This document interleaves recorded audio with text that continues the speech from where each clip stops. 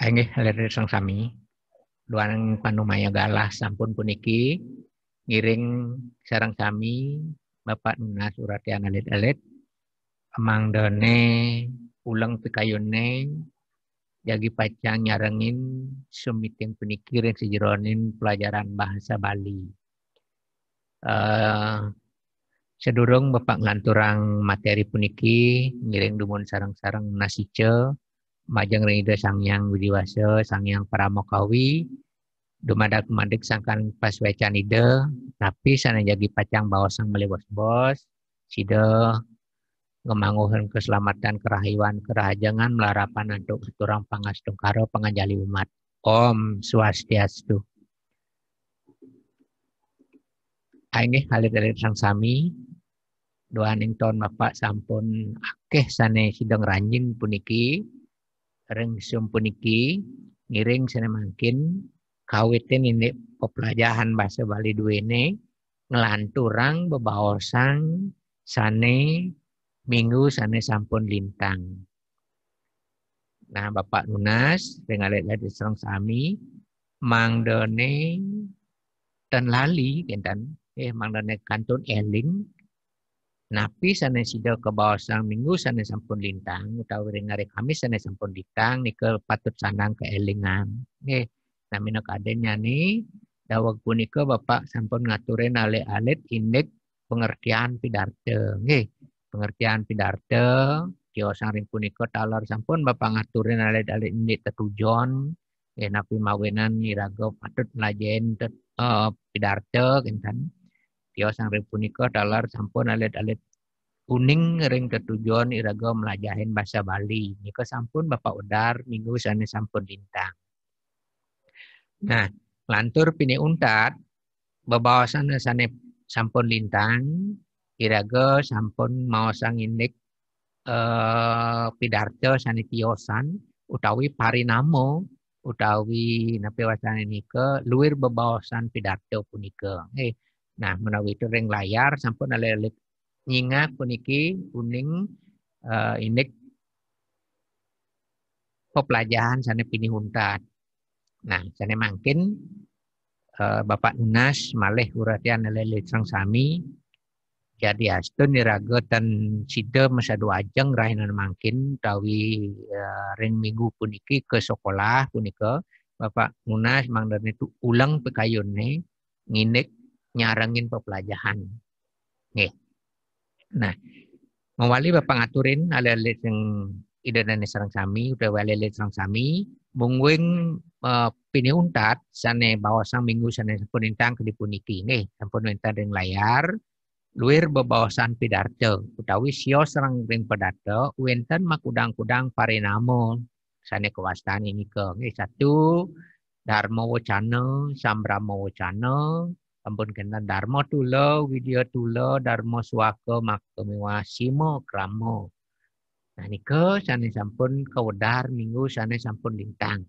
Nah, napi nika sane kabaos Dharma Wacana, napi nika sane kabaos Sambrama Wacana, Dharma Tula, Widya Tula, Dharma Swaka, Simo, Kramo, talar sampun Bapak aturin alit-alit sareng sami. Nih, nika patut sandang alit-alit kuning. Napi nika Dharma Wacana nika. Nah, sira uning niki silih sinunggil menawi te kantun eling nggih ring Devira Mahayani nggih durusang nika napi saneka bos Dharma Wacana. Nggih, ndayang latarang napi saneka bos Dharma Wacana.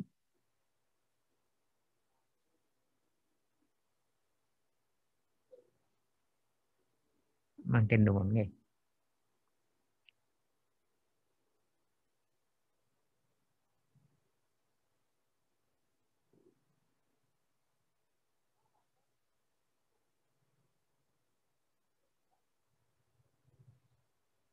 Nggih, sampun. Dharma Wacana inggih punika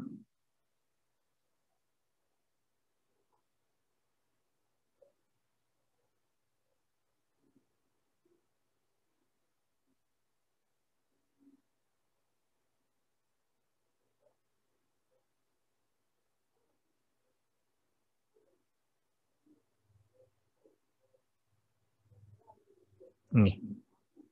Menawi ten sida Bapak lagi puniki nah menawi sampun sanetiosan taler mangdone ngelingan punika utawi uning nika saneka bawas dharma wacana. Nggih. Nah, untang bebawasan rahina mangkin alih sami durus sang piarsang mantan dumun. Nggih. Pirang mantan dumun indek bebawasan rahina mangkin sekali janjin Bapak sini minggu sana sampun dintang. Ingin punika ngenenen indek tata cara makta yang pidarta. Punapi tata carane makta yang pidarta kinten. Yani anak-anak mau pidato utawi orang mau pidato nika wenten makudang-kudang tata cara oleh orang sami. Wenten sane ke bos ke pertama pidato dadakan. Arti puniki dadakan punika jeg nadak sara ritat kala sang sane ke judi utawi ke sudi untuk membawakan pidato utawi pidato punika ipun mau kayun kinten kayun ngemargiang utawi kayun nagingin pinunasnya nih wenten na menawi na jagi pacang kundangan kinten undangan ring anak medue karya pewiwahan utawi nganten mamanya nih nika jaket nika ja orena nada saro nika oren mau pidato kinten orena ngemang sambutan kinten menawi itu ngemang napi istilahnya ke bawas dharma wacana nika mau itu nika sadak saro nika kayunipun kinten tanpa persiapan apapun sebelumnya dia itu sudah mau untuk membawakan untuk melakukan pidato nika sebut dengan pidato dadakan atau istilah lainnya sebut dengan impromptu lelet nika istilahnya impromptu nah nika sampun di samping sampun kaudar nika pidato sane kaudar nenten nganggen teks. Ya, upami rikala kasudi mapaice pitekat-pitekat ring sang mawi wahe. Nah, kadiatur Pak Wawu kinten pun sira uning nak lungo kundangan nika, ya padahal belum siap apa-apa. Ya, kemudian disuruh untuk membawakan berbicara untuk menyampaikan sesuatu yang sambutan gitu misalnya sebagai ugro wakil, sebagai samprama wacana dan lain sebagainya. Dia mau kinten. Nah, itulah disebut dengan impromptu utawi pidato dadakan. Nggih. Nah nika biasane jeg nada saro nika orena kinten. Nomor kali pidato sane kewacen. Nah niki sampun betul-betul mempersiapkan naskah nana. Ya dari rumahnya sudah mempersiapkan naskah kemudian sampai di tempat upamanya kundangan utawi apa istilahnya nika dia itu mau untuk menyampaikan dan sudah disiapkan sebelumnya kan nika sane kewacen kebawas ngewacen pidato atau di istilah lainnya disebut dengan manuskrip manuskrip. Nah contoh misalnya wenten acara ulang tahun utawi wenten acara napi nih ke perpisahan gitu misalnya ya dia itu disuruh untuk membawakan pidato membawakan sambutan kan ya keseluruhan teks itu dibaca anak ya kewacen teks ini ke ya kewacen teks ini ke raus ring titik komanya nih.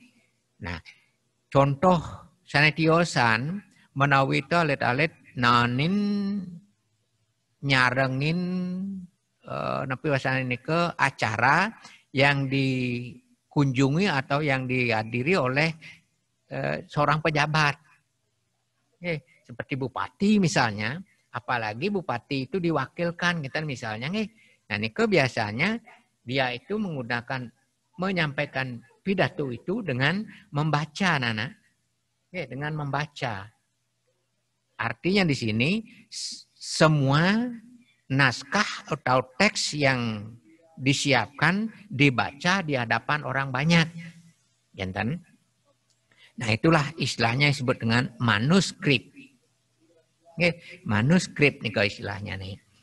Jadi ini pun contohnya wau di sebuah acara dihadiri oleh seorang pejabat. Kemudian apalagi pejabat itu mewakili kan Nah, gubernur misalnya, gubernur itu hadir ke tempat undangan acara, kemudian gubernur itu tidak hadir.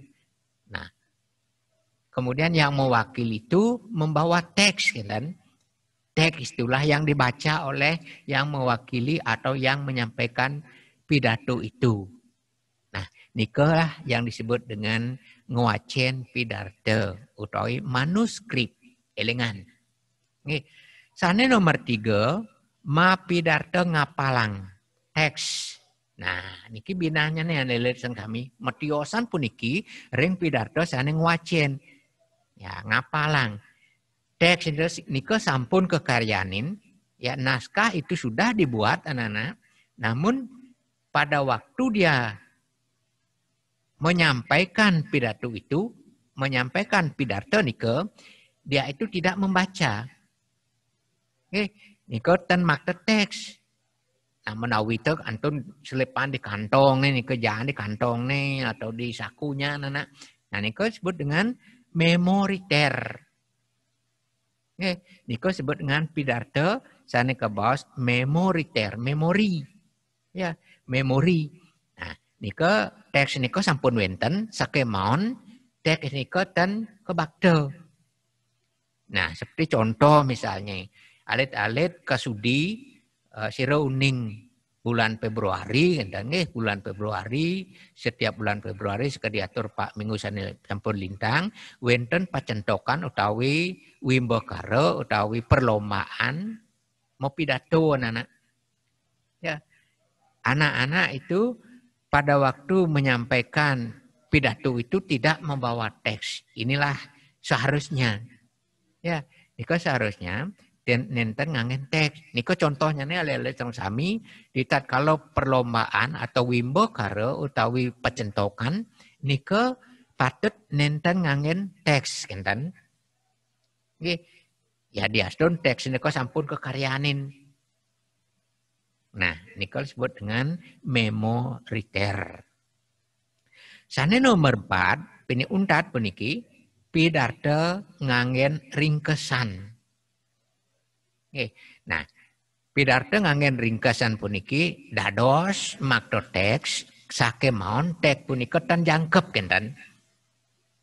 Yening wawu manuskrip nika atau impromptu manuskrip punika ngangen teks raw ring titik koma nika kawacian kenten. Laris puniki ring sejeronin mapidato ngangen ringkesan sane ke bos extemporer. Niko istilahnya nih disebut dengan extemporer. Extempor. Nah niko nenten sama sekali utawi ngangen teks sakemon bantang-bantang kemanten. Ya inti-intinya saja di surat atau dibuat niko, kemudian itulah yang disampaikan dengan panjang lebar, kenten. Undang-undang bebawasan punika. Nah, jelasnya nih, lulusan wacan nike, mapidarto semilisan, makta ringkesan utawi undang-undang bebawasan. Sane kekembangan untuk bahasa tutur. Nah, upami bebawasan pengantar acara utawi ugra wakil. Nah, itu nike contohnya nih, ditatkala kasudi untuk menyampaikan utawi atau sebagai pengantar acara, MC ya nana, ya, nika patut ngangen ringkesan. Ya, nika ngangen ringkesan. Ringkasan pidato kenten.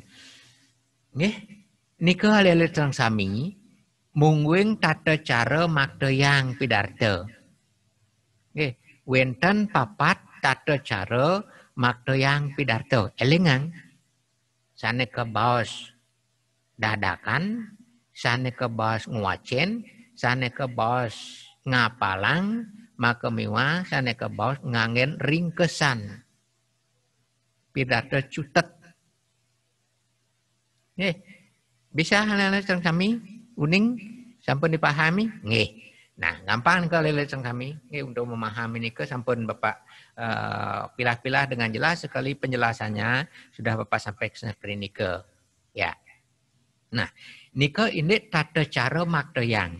Lantur makin bebawasannya ini wangun pidarta. Nggih. Nah, disampune alit-alit uning tata cara maktayang pidarta, sane mangkin sira uning makarya mangkin kenten makarya mangkin alit-alit pidarta utawi naskah pidato kenten. Ya benyang pungkur Bapak atur yang alit-alit makarya naskah pidato. Nah, niki sane patut sanang uningin, sane patut sanang wikanin dari sang sami, ritat kalau ngwangun utawi membuat pidato. Ya, ini kiring sejeroan bahasa Bali, apabila anak-anak disuruh membuat pidato, bagan-bagan niki anak. Ya, inilah yang perlu ada, yang harus ada di dalam sebuah pidato. Nah, ka pertama nika patut wenten murda. Murda nika sama dengan judul anak, judul pidato. Napi judulnya nih. Nah, sira uning misalnya judulnya ngerajegang utawi ngajegan bahasa lan aksara Bali gitu misalnya. Memperingati hari ulang tahun seka truna-truni gitu misalnya. Ya, wanti warsa seka truna-truni nika misalnya judulnya nih. Nika patut kekaryanin. Patut kekaryanin nika ini judul pidarto punika lelet kami. Pangtan benyang pungkur wenten manggi naskah. Napi judulnya apa judul pidato nih, apa judul wacana nih pandan gentan. Patut dagingin judul. Nah, risampun wusan makari judul wenten purwaka. Ya, wenten purwaka yang sejeroan bahasa Indonesia itu dengan pembukaan. Purwaka utawi pemahbah dalam bahasa Bali. Pemahbah utawi purwaka. Nah, nika sane patut sana uning napi daging pemahbah punika, napi daging purwaka punika malih bos-bos malih. Bapak lanturang nika. Niki dumun skemanya garis besarnya dumun patut alit-alit wikanin dan patut alit-alit uningin. Ini purwaka. Nomor 3 ini yang paling penting anak-anak. Ya, niki sanes pini membuat inggian punika daging pidarta. Ya, daging pidato nika adalah isi daripada pidato. Ya, ajakan-ajakan di dalam kita berpidato supaya apa yang kita sampaikan nika bisa diikuti dan bisa dilaksanakan. Kenten undang nih, kan kenten artin pidato nika daging pikayun utawi bebawasan sane pudar rengajang sarangan anak sareng akeh risampuna kaudar nika benjangan sida kersepang tur maning sida kelaksana yang kan kenten judulnya nih. Nggih, nika pidarto punika. Nah, sane pinih membuat raris ring sejerone makarya pidato wantah daging pidato punika. Ya, masalah apa yang kita ungkapkan nika di daging nanti. Nah, sampun kenten nomor 4 medaging pomuput. Nah, pinaka penguntat daripada pidato atau pidato itu adalah disebut dengan pemuput atau istilahnya penutup. Ya, nah kalau Bapak bahasa Indonesia kan ini kerangka pidato utawa kerangka pidato yang pertama ada judul. Ya, pasti ada judul. Kedua ada pendahuluan. Yang ketiga ada isi. Yang keempat ada penutup. Oke. Judul, pemabah, daging, pemuput. Nika sane patut sekaryanin. Oke. Nah, mangken ritat kala mekarya pidarto punika niki sane patut sana uningin. Nah, nggih. Niki murdan pidarto. Nah, Ditatkala makarya murdan pidato patut kasurat manut topik utawi tema sanes sampun kejantenan. Nika pun kadiatur Pak Wawu indek napi nika iraga makarya pidato. Pertama misalnya judulnya pidato peringatan hari ulang tahun Seko Truno Truni Eko Darmo itu misalnya. Ya, itu judulnya. Nika patut kasurat manut topik utawi tema sampun sanes sampun kejantenang kemudian ngenten. Yen wenten nak ulang tahun judulnya berkaitan dengan ulang tahun. Yen wenten lomba napi misalnya pencentokan pidato bahasa Bali itu misalnya dalam peringati ulang tahun utawi peringati hari bulan bahasa Bali kenten misalnya. Nah nika patut kasurat. Sampun kenten ring sejeroning Purwaka nomor kali ring pemabah punika lelet sane patut kauningin sane patut kedagingin nika indik ka pertama pengastawa. Pengastawa utawi ucapan pengastungkara sampun lumrah nika lelet sang sami. Tapi biasanya kangen nika wantah Om Swastiastu Astu. Sampunan uju-uju ke pertama nika Om Santi-santi. Kedeknya nan. Marau membuka sebab menutup kendan. Nika patut ngangen Om Swastiastu. Elengan nika. Nika. Nah diatur Pak Wawu kan pemungkahi Wawu sedurung Bapak ngelantur indek pelajaran bahasa Bali ngiring dumun unasico majang ida sang yang para makawi melarapan nantuk ngaturang pengastung kara kan nika lah pemabah lalit nika lah Purwaka. Nika sane patut kedagingin ritat kalau makarya pidarta ring Purwaka ring pemabah pun nika buat nika dagingin nika. Nomor B nomor kali punika matur suksema majang ring sang sanes sampun ledang rauh. Kadi contoh misalnya ritat kalau iraga ngemargiang pidato punika ring Bapak Bupati sane dahat wangi yang titiang, suci yang titiang itu misalnya ring ide perando sane sangat suci yang titiang itu pemahanya nih. Sane sampun siderauh nika. Semua aturang titiang majang ring Bapak Bupati, semua aturang titiang ring Bapak Kepala Sekolah gitu misalnya, semua aturang titiang majang ring Dewan Juri, maka mimasane siosan lelet sang sami. Nika medageng matur suksema. Ampun. Sampun kenten nomor 3 sampun yang lali puniki ngaturang malih pisan rasa pengayu bagio.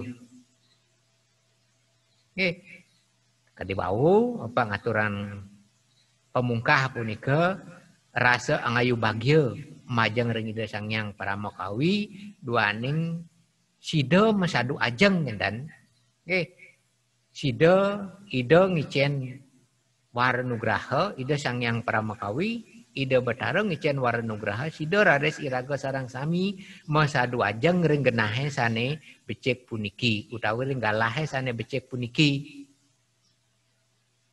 Nah kentan daging pengayu bagio anak. Nah nomor 4 nomor D puniki nyinah yang anggo. Napi nyinah yang anggo nika? Sirau ning? Napi sana ke bawah nyinah yang anggo? Memperkenalkan diri. Ya, memperkenalkan diri. Titiang mewasta iwayan dugra gitu misalnya. Jagi ngaturang pidarta inik wanti warsa seko truno truni eko dharma. Banjar layang gitu misalnya.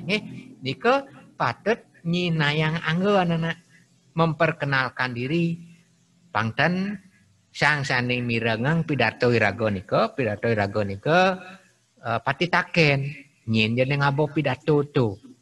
Enten. Nggih.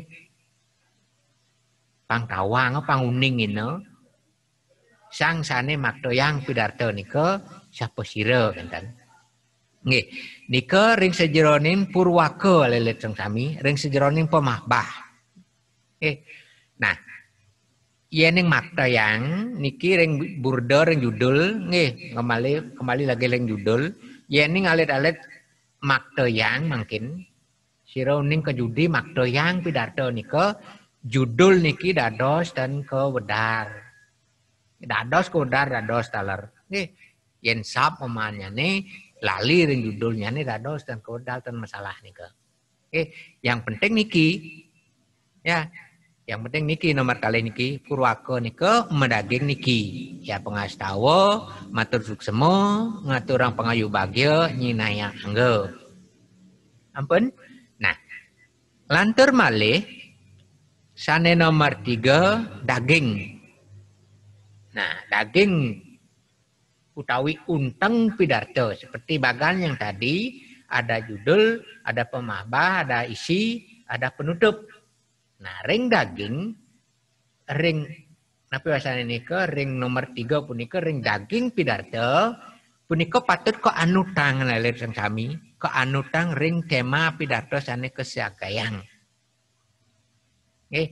Nah, sira uning wenten maosang indik nyangre wanti warsa seka truna-truni gitu misalnya iraga maosang indik ring sejeroning daging puniki iraga maosang indik lingkungan hidup gitu misalnya itu sampun nyaplir daging ring untang bebaosan. Nah, yen ring nyangre wanti warsa seka truna-truni punika menawi te sane patut kewedar nika indik api misalnya pergaulan generasi muda nika misalnya nika misalnya diungkapkan nika ring daging utawi dilarang minum minuman keras nika misalnya utawi melesiki minab indik ngemargiang tri takarana dados nika ring sejeronin tapi pidarto nyangro wanti warsa seka ternutruni nika mangdone seka napa misalnya nika ternutruni ritat kala ngemargiang swadharma ring sarahina-rahina ngemargiang saneka baos tri takarana pariangan pawongan palemahan nika ajakan halele sang sami nika patut kebawasan ring daging. Nah kenten dados nika kebawasan ring daging. Nah sampun nika nomor 3 sane nomor 4 punika kebaos pamuput pidarto penutup pidato. Ya, napi sane patut kasurat irika, napi sane satut baosang irika ring penutup. Napi sane kebaosang patut ring penutup. Nah niki wenten taler papat paos, wenten taler papat napa nika unsur yang ada di dalam pemuput. Nah, niki matur suksema. Nah, bawa-bawa sampun niki ring pinguntat, ring pemabah wau ampun ngaturang matur suksema ring sang sane sampun ledang rawuh. Nggih, mangken ring piniuntat, ring pemuput punika matur suksema majeng ring sang sane sampun sida rawuh antuk uratiannya nih, kenten, ya. Nika yang terakhir, nika matur suksema yang terakhir nika berbeda dengan matur suksema yang di pemabah wau ring pemungkah, ring purwaka. Ring matur suksema sane piniuntat puniki wantah ngaturang suksema majeng ring sang sane sampun sida rawuh, ya antuk uratiannya nih. Ya, kalau dalam bahasa Indonesianya ucapan terima kasih yang disampaikan kepada pendengar utawi apa namanya nika pemilat pidato nika antuk uratiannya nih.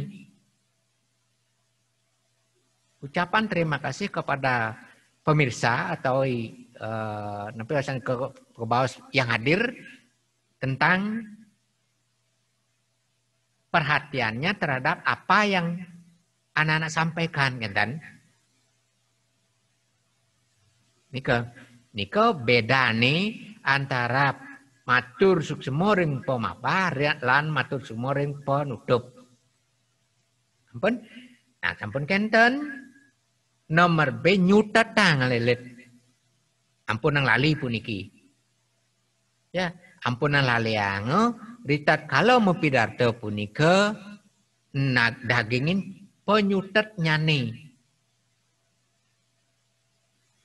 Maknanya jenar uning anak-anak ya nika biasanya disampaikan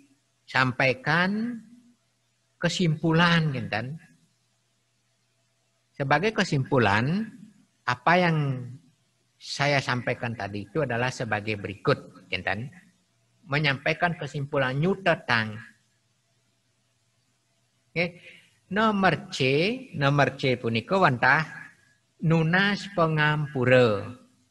Sampun sering ngalelet menawi utawi mendengarkan nunas pengampura atau minta maaf atas segala apa yang disampaikan atau yang tidak berkenan di hati pemirsa sareng sami utawi pendengar semuanya itu minta maaf.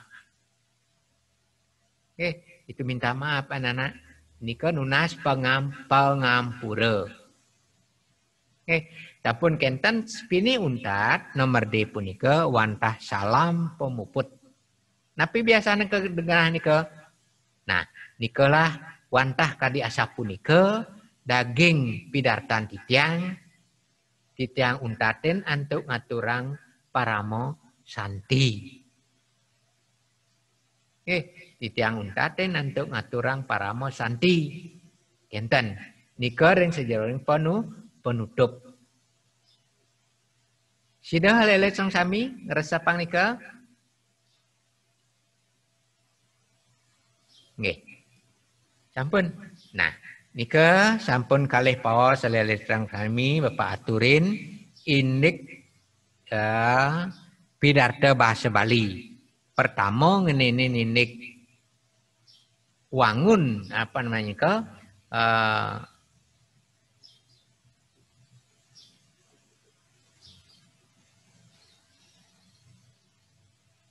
tata cara maktayang pidarta nomor kalih ini wangun pidarta. Ini wangun pidarta. Nah nika. Nah, mari sikil lesung kami mengenai sida puput raihna mangkin Bapak ngaturin ale-ale tentang pidarta. Nomor 3 bebawasan mangkin ingin punika ini tetikesan mapidarta. Ya. Tetikesan utawi abah-abah utawi apa istilahnya ini ke engah-enguh utawi angah-ungguh ditatkala ngemaktayang pidarta, ngemargiang pidarta. Nah niki sajerono pidarta mangdo punapi sane kewedar prasida kauratiang karesepang saha sida nudut kayun sang sane miarsayang patut bebawasan punika kawewohen antuk tetikesan. Nah niki pentingnya nih ditatkala alet-alet nyarengin perlombaan karena niko wujud nyatanya nanti anak-anak. Ya, nah teorinya niki. Ya, niko sering dibahas 4 W. Wenten wicara, wenten wirama, wenten wirasa, wenten wiraga. 4 W. Elengan? Penjang pungkur wenten pitaken napi tetikesan sang maktayang pidarta. Ini keempat wicara, wirama, wirasa, wiraga.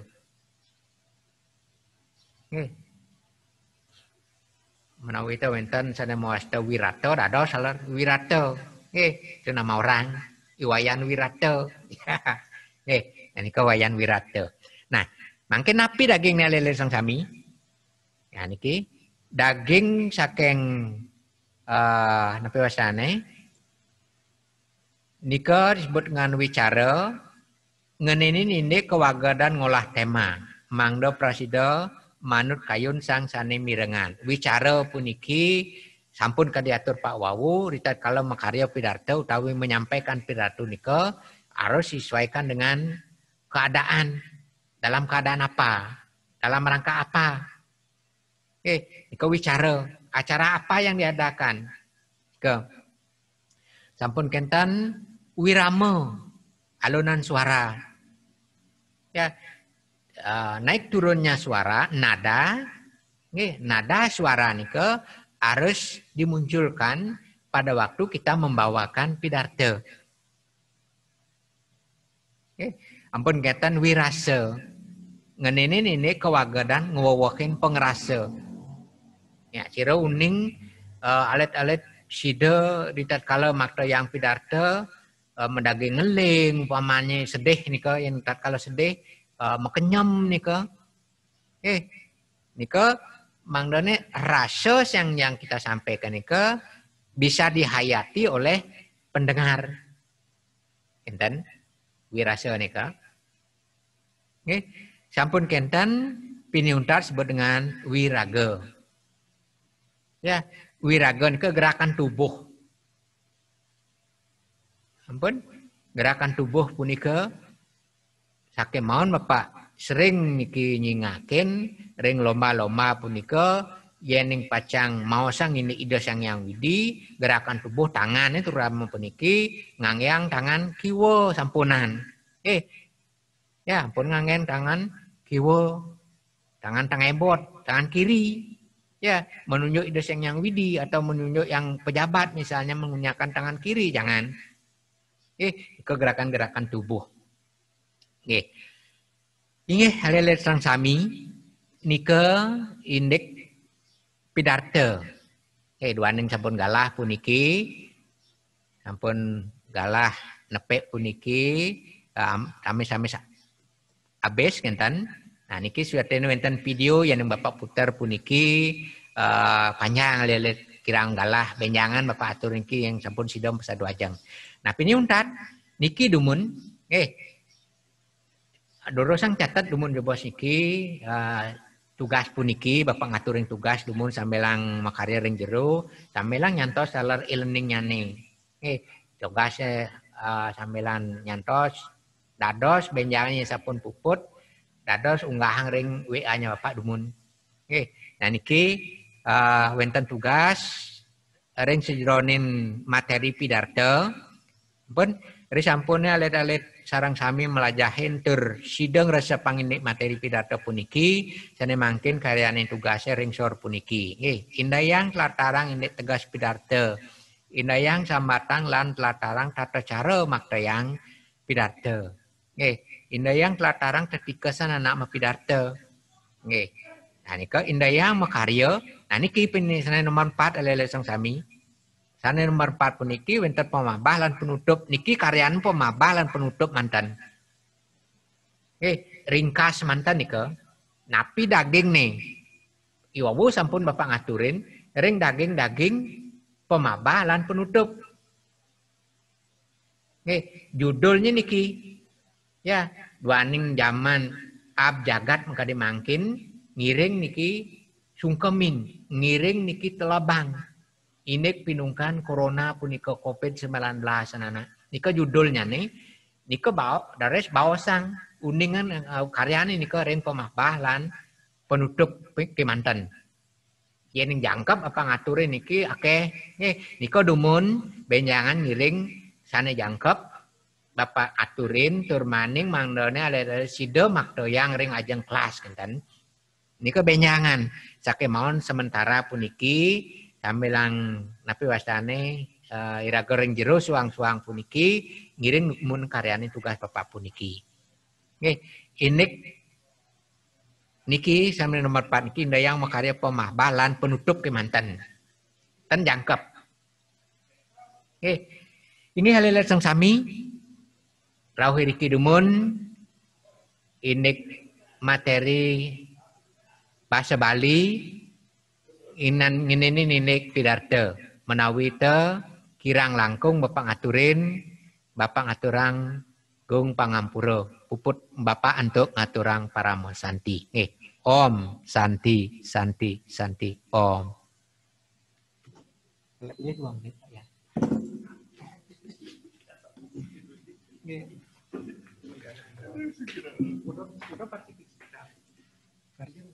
Partisipan 167. Nggih. Ya cabutin ya. Cabut.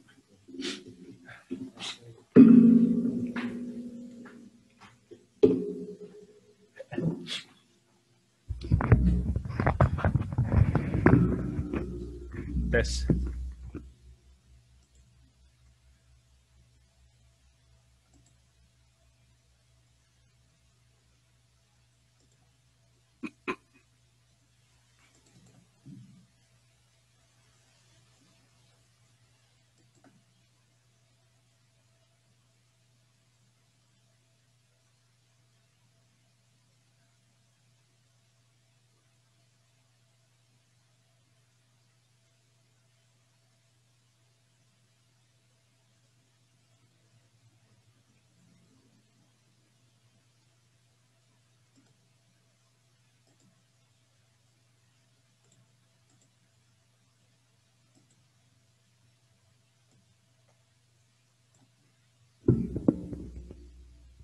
Tes siswa kelas 10 semua.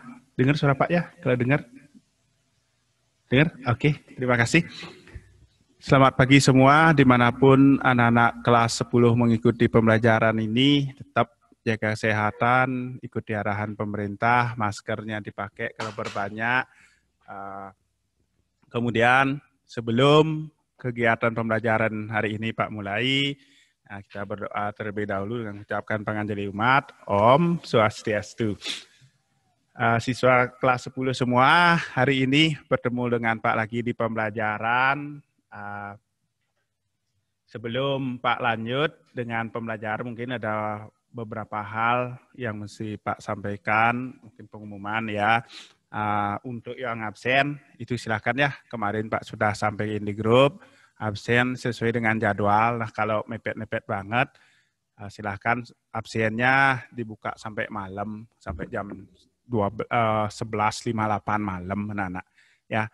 Tujuannya kenapa dibagi, biar enggak servernya dikira nyepam, ngirim email banyak-banyak ke semua orang itu dikira nyepam, nanti istilahnya disuspend. Kemudian hindari salah penulisan kayak kemarin itu, harusnya Gmail ditulis apa dan sebagainya itu ya, tolong pastikan harusnya begitu anak-anak ngabsen itu dapat bukti gitu loh, dapat bukti selain matur suksemonya muncul, anak-anak dapat bukti bahwa sudah ngabsen, kan kesimpan jadinya di HP-nya, itu tujuannya. Jadi pas nulis, tolong alamat emailnya pastikan aktif, tidak ada yang salah ya. Berikutnya anak-anak, hari ini kita akan lanjutkan materi yang sudah Pak bahas minggu lalu, cuman sayang kayaknya rekaman Pak yang minggu lalu itu tidak bisa terselamatkan, makanya di YouTube nggak ada. Sebelum Pak lanjut, Pak ada beberapa pertanyaan. Apa yang melatar belakangi timbulnya administrasi? Yang bisa, ayo silahkan pagi-pagi tunjuk tangannya. Kenapa sih ada administrasi? Oke, Sri Astini, Sri silahkan. Halo Pak, Ya, awal timbulnya administrasi, pertama manusia merupakan makhluk sosial. ya. Kedua, manusia memiliki kecenderungan berkelompok. Mm-mm. Ketiga, manusia bekerja sama. Ya, Keempat, manusia melakukan sesuatu selalu didasari atas sebuah tujuan. ya, selalu didasari sebuah tujuan. Sebelum manusia itu melakukan sesuatu, pasti ada tujuan. Terima kasih Sri atas jawabnya, Sri Astini. Kemudian berikutnya, sambil ngingat-ngingetin yang kemarin, secara etimologi itu apa kemarin masih ingat? Etimologi itu asal kata, itu yang maksud dengan etimologi, dari asal kata, ada dari bahasa apa kemarin, bahasa Inggris, kemudian bahasa Belanda ya, bahasa Latin. Oke. Coba bantu Pak, ada yang masih ingat kata kunci atau poin dari, oke, Oh, nggak ada yang angkat tangan ya, baru, oh udah ada. Ya, Cantika, yuk silahkan. Langsung dijawab. Eh, Pengertian administrasi berasal dari bahasa Belanda, yaitu Oke, Cantika, Pak belum bertanya ya. Oke, Cantika, Pak tanyakan, kalau dari bahasa Latin, apa arti administrasinya?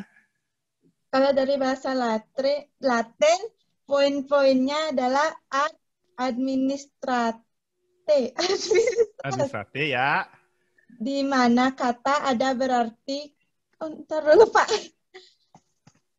Dari bahasa Latin, administrate, di mana kata ade berarti kepada dan ministrate berarti melayani atau mengabdi. Melayani atau mengabdi. Oke, Novia. Kalau dari bahasa Belanda apa, Novia? Dari bahasa Belanda, administrasi yakni kegiatan yang mencakup ketatahusahaan dan manajemen. Dan manajemen. Oke, terima kasih. Kemudian, Fani Lestari. Dengar Pak Fani? Ya, Pak, dengar. Dari bahasa Inggris, kata kunci administrasi itu apa, Fani? Yaitu kegiatan dalam setiap usaha kerjasama untuk mencapai tujuan. Ada kegiatan, kerjasama, dan tujuan. Oke, kemudian terima kasih, Fani. Iya, Pak. Ini yang berbanyak. Listia, Mangayu, silakan salah satu yang jawab. Menurut Pak Sonang, menurut Pak Sonang, administrasi itu apa? Yang keroyokan ini Listia, Mangayu, silakan salah satu boleh. Yuk. Dengar? Ya, Pak. Oke, silakan. Menurut Pak Sonang, artinya apa administrasi? Menurut Bapak Sonang, proses kerjasama antar dua orang atau lebih yang didasarkan rasionalitas tertentu untuk mencapai tujuan yang sudah ditetapkan. Oke, itu aja ya. Sukses semua. Terakhir, siapa nih? Ini yang berbanyak. Kardiasih dan kawan-kawan, silakan yang Pak tanyakan, apa itu rasionalitas? Rasionalitas. Ya. No. Tapi rasionalitas, Kardiasih dan kawan-kawan. Rasional kan apa?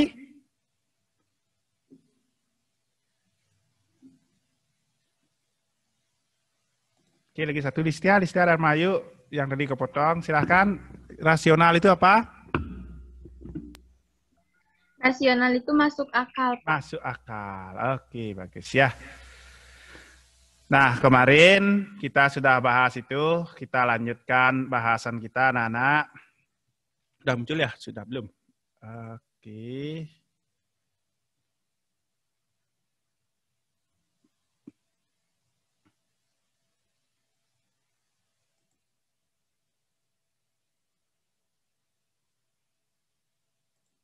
Nah, kalian lihat di layar, mudah-mudahan sudah muncul. Nah, kemarin kita sudah sampai di Pak Sonang. Kalian perhatikan, Pak Sonang itu, beliau menyatakan bahwa ada beberapa kata kunci dari pengertian administrasi. Sekarang kita lanjutkan, masih sama tujuan kita dalam belajar ini. Nanti Pak harapkan anak-anak paham pengertian administrasi, kemudian jenis-jenisnya nanti, dan yang paling penting anak-anak nanti Pak akan lihatin mungkin kalau masih waktunya, Pak sudah nulis di e-learning, kalian cari e-learning administrasi umum, silahkan dibuka, itu sudah ada bab 1 itu kita ngapain aja, sampai tanggal berapa anak-anak akan dapat ulang harian sama remedial, di sana sudah ada semua, ada juga tugasnya di sana sudah ada. Ya, kemudian nanti Pak bahas dulu materinya. Nah, Pak Sonang ini beliau mengatakan administrasi itu pertama harus ada kerjasama. Yang namanya orang bekerja sama pasti lebih dari satu. Kan itu ya, kalau sendiri aja ya kerja sendiri gitu. Kemudian ada kata rasionalitas. Rasionalitas itu masuk akal, bisa diterima akal sehat. Ada tujuan yang telah ditentukan. Berikutnya, menurut Panderscope, anak-anak, kalian lihat, menurut Panderscope, ini yang kemarin juga sudah Pak bahas kayaknya, ada kata himpunan. Di sana Pak ngetiknya himpinan. Tolong diperhatikan. Kalau menurut Panderscope, administrasi itu adalah himpunan catatan perusahaan untuk keperluan pimpinan atau penyelenggara perusahaan. Silahkan. Kalau menurut Panderscope itu ada himpunan catatan perusahaan atau peristiwa untuk penyelenggaraan perusahaan. Itu Pak kira ada masalah tuh Panderscope. Lanjut ya. Nah, sekarang menurut para ahli, seperti biasa caranya nyimak, Anda lihat nama ahlinya, kemudian kita cari sama-sama kata kuncinya. Coba perhatikan di layarnya. Menurut William H. Newman. Kalian baca dulu, habis itu tunjuk tangannya, apa yang menjadi poin atau menjadi kata kunci dari pengertian yang disampaikan oleh Bapak William H. Newman ini. Perhatikan dulu, apa sih intinya atau apa sih yang harus kita tahu dari yang dikatakan oleh Bapak William H. Newman ini. Silakan ditunjuk tangannya kalau sudah tahu.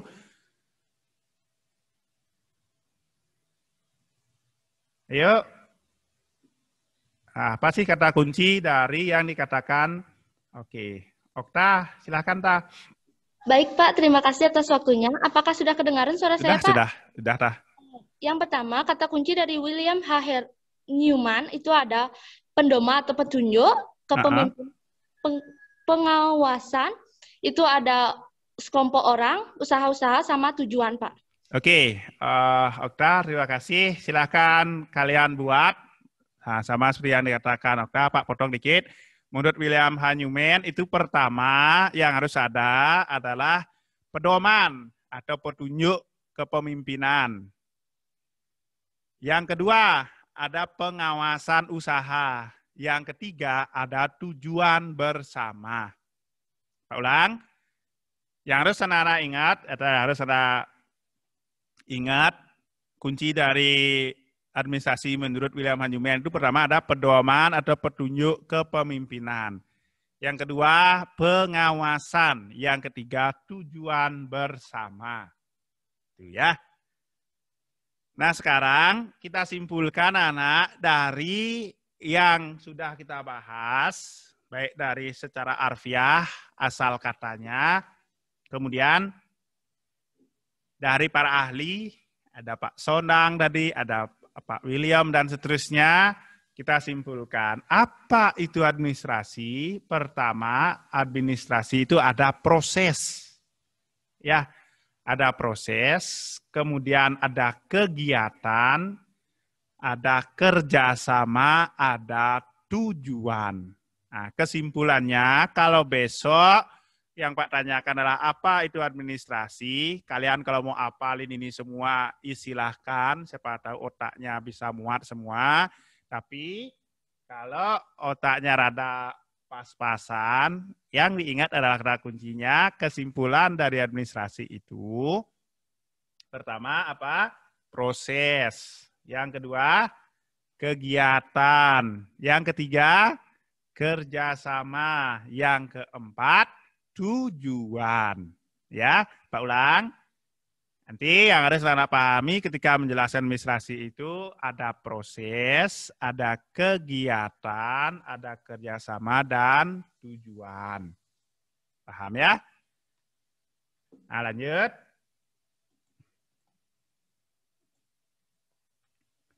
Kalian perhatikan dalam arti sempit.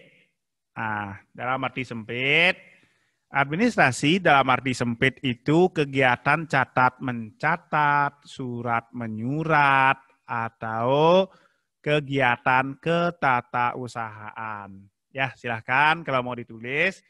Administrasi dalam arti sempit itu gimana? Administrasi dalam arti sempit, Anda bisa jawab, kegiatan surat-menyurat, catat-mencatat, ketik-mengetik, atau kegiatan ketatausahaan. Selesai. Nah ya, Pak ulang. Administrasi dalam arti sempit itu apa? Segala kegiatan catat mencatat, surat menyurat, sampai kegiatan ketatausahaan. Oke. Yang Pak tanya sekarang, kalian silahkan kalau tahu jawabnya tunjuk tangan, berikan alasan ya. Nah, sambil berpikir, yang Pak tanyakan tadi kita sudah membahas administrasi dalam arti sempit. Atau Pak tanyakan dulu dah, apa kata kunci administrasi dalam arti sempit? Yang bisa tunjuk dong tangannya. Apa aja administrasi dalam arti sempit tadi? Yang bisa silahkan. Oke. Yang lain dah, selain Okta dulu. Nah, selain Okta, Cantika. Oke, Cantika. Dalam arti sempit, administrasi itu apa tadi? Kegiatan catat menyatat, surat menyurat, ketik mengetik, dan ketatausahaan. Dan ketatausahaan. Oke, terima kasih Cantika. Nah, dari yang disampaikan temannya tadi, yang Pak tanyakan adalah apakah kegiatan belajar itu bisa dikatakan kegiatan administrasi? Bukankah kegiatan belajar itu ada ketik mengetik, ada catat mencatat, kan itu kan? Nah, menurut kalian, apakah kalian yang belajar itu bisa dikatakan melakukan kegiatan administrasi?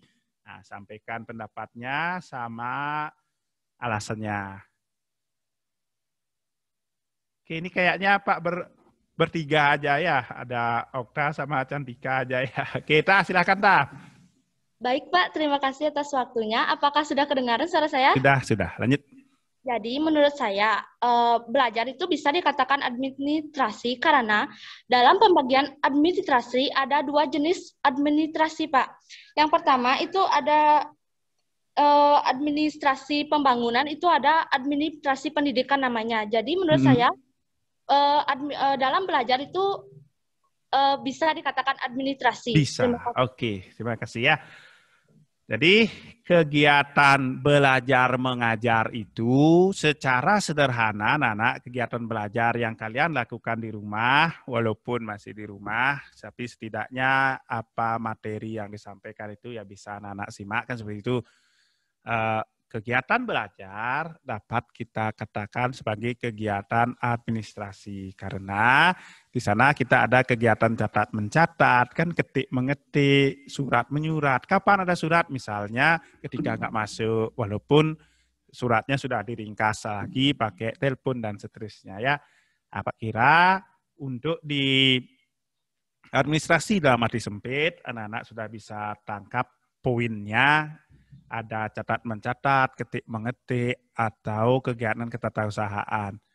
Jadi yang tadi Pak tanyakan apakah belajar dapat dikatakan sebagai kegiatan administrasi? Iya, karena dia termasuk di dalamnya. Bukan berarti besok anak-anak jawab, Pak tanya, administrasi dalam arti sempit artinya apa? Belajar, itu langsung salah anak-anak ya. Kalau besok soal yang Pak kasih itu belajar dalam arti administrasi dalam arti sempit, kamu jawab belajar gitu aja, udah salah itu ya. Yang Pak maksud tadi adalah bisa nggak yang belajar itu kita katakan administrasi? Bisa, karena dia bagiannya, gitu ya. Oke, lanjut. Ada arti sempit, pasti ada arti luas. Nah, dalam arti luas, anak-anak perhatikan administrasi dalam arti luas itu kerjasama. Nah, dibuat kata kuncinya.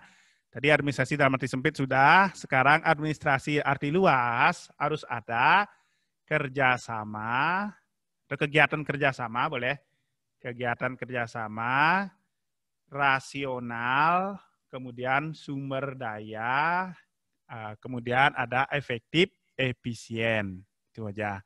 Ulang, kalau administrasi dalam arti luas, anak-anak harus ada kegiatan kerjasama, kemudian apa? Rasional, sumber daya, efektif, efisien.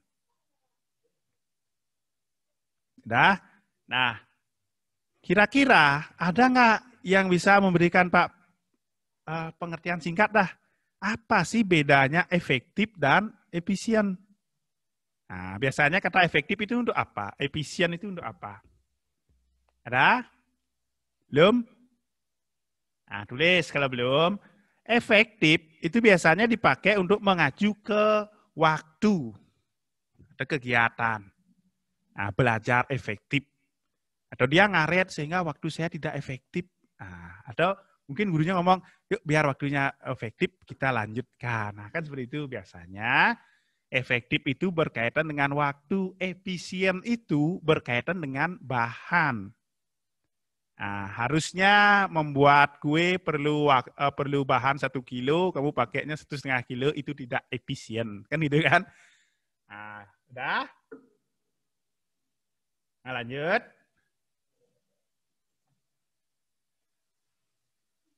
Sudut pandang administrasi, kalian lihat. Pertama ada sudut pandang proses. Artinya, arti singkatnya Nana, sebagai proses, dia meliputi pemikiran dan pengaturan. Ingat kata kunci administrasi sebagai proses itu meliputi pemikiran dan pengaturan. Itu kata kuncinya. Sehingga nanti kalau di soal ada kata kegiatan pemikiran atau pengaturan, pasti jawabnya adalah proses. Ya.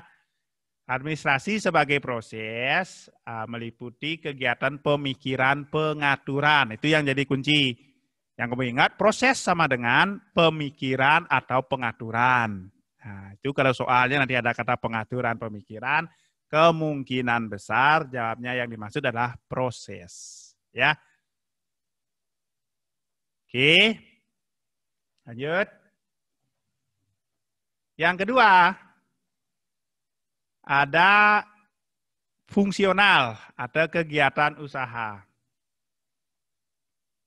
Biasanya yang jadi kunci di sini adalah ada kata fungsi atau tugas kerja. Ya. Kalau nanti yang ditanya adalah fungsi atau tugas kerja, pasti kita sudah bisa menebak. Itu jawabnya adalah fungsional atau kegiatan usaha. Jadi kegiatan administrasi kalau dilihat dari sudut pandang fungsional atau kegiatan usaha, nah maksudnya adalah di sana ada kata kunci kegiatan atau fungsi. Dah? Oke. Itu yang kedua. Yang ketiga, institusional.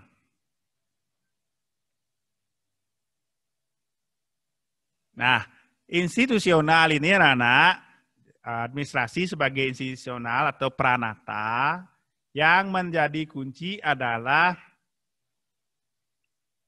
menghasilkan karya. Nah, itu kata kuncinya di sana sudah ada menghasilkan karya. Kalau sudah ada menghasilkan karya, menghasilkan pekerjaan, itu pasti yang dimaksud adalah institusional atau pranata. Ya. Berikutnya penggolongan. Nah, penggolongan ini disimak aja. Penggolongan objeknya pertama ada objek negara, dari namanya kita sudah tahu menyangkut negara. Objek yang kedua niaga. Niaga itu adalah perdagangan atau kegiatan jual beli. Yang ketiga, internasional, ya dari namanya aja kita sudah tahu. Objeknya adalah dunia internasional. Ini kalian, ini sederhana sekali. Kalian silakan simak. Dari namanya aja kita sudah tahu kok. Administrasi, objeknya ada 3. Objek negara, ini yang Pak lihatin 3. Objek negara, ya 1 negara. Kalau objeknya niaga, itu adalah kegiatan perdagangan. Kalau objeknya internasional, ya negara internasional. Ya, kemudian Pak lanjut. Sampai di sini dulu, silahkan. Kalau ada yang mau ditanyakan, tanyakan. Kalau enggak, Pak lanjutkan barang 2 sampai 3 slide lagi.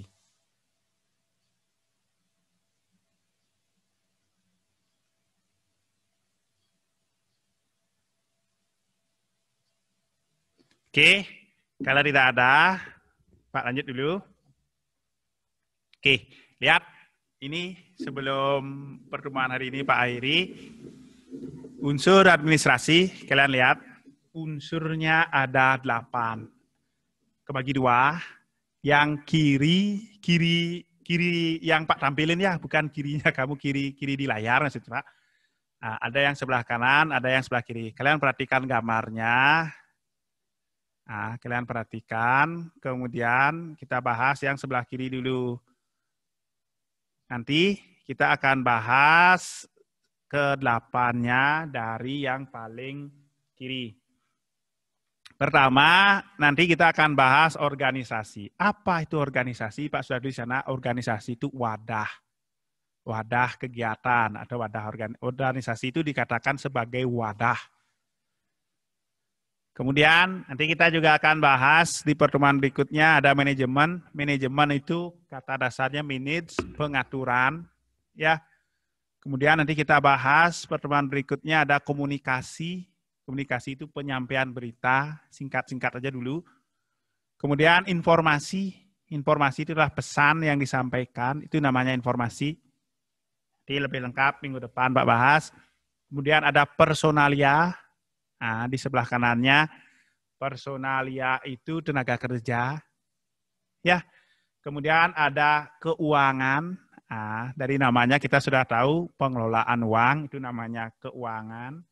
Perbekalan. Nah, perbekalan itu sarana prasarana.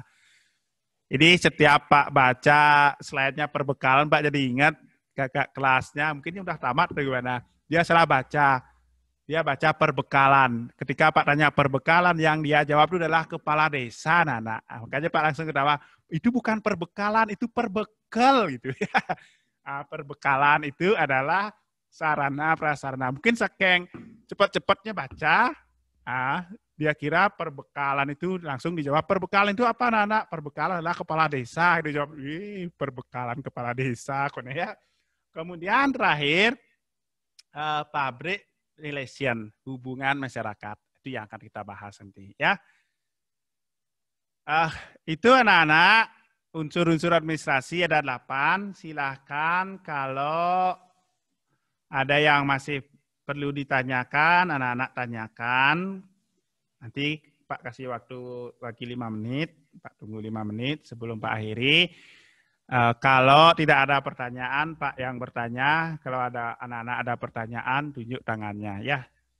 Nah, ingat anak-anak sambil nunggu pertanyaan, yang Pak ingatin, 1, Bapak Ibu Guru sudah pada ngepost di e-learning, sudah posting di e-learning, silahkan anak-anak kerjakan secepatnya, makin cepat makin baik. Silahkan dibuka, sudah ada juga waktu pengerjaannya kapan. Ya, atur waktu yang baik, jangan sampai ada yang tidak dikirim dan lain sebagainya. Nah, untuk e-learning yang Pak kasih, itu sudah ada di e-learningmu masing-masing. Pak sudah ngepost, seperti tadi Pak katakan, Pak sudah ngepost. Caranya anak-anak, caranya begitu kalian login biasanya sudah akan muncul tugas-tugas yang dikasih, akan tetapi ada juga tugas-tugas yang tidak muncul. Caranya biar kamu tahu adalah buka-buka di masing-masing pelajaran. Oh, hari ini dapatnya bahasa Bali, administrasi, dan apa nanti sejarah. Nah, coba nanti cek apakah ada PR atau ada materi di e-learning pelajaran tersebut. Nah, ini Pak coba. Udah nampil ya? Belum ya? Nah, ini Pak coba liatin. Lagi berapa menit aja. Bentar.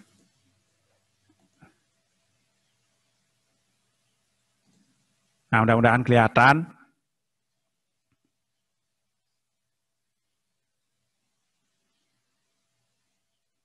Nah, udah muncul kayaknya.